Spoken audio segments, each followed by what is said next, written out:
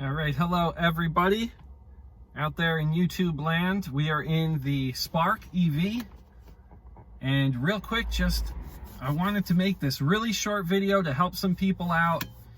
This is the #1 tip for automotive DIY. This is so you don't get the wrong parts and so you can explain to someone what part you need for your car.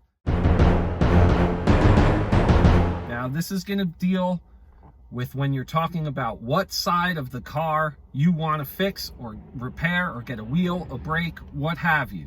A lot of misconception is that people say what side of the car it is when they're outside the car looking in, and that is the absolute wrong way to do it.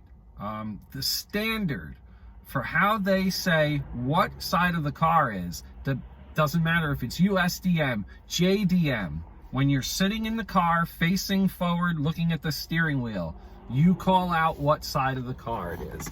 Looking at the steering wheel. So now, whatever side of the car I say when I'm looking here, if I need brakes, the right brakes, the left brakes, left wheel and right wheel. It's as simple as that out there. So everyone, take care, support the troops. Whatever's going on, Australian brush fires and everything, holy moly. Everyone stay safe, and we'll see you soon.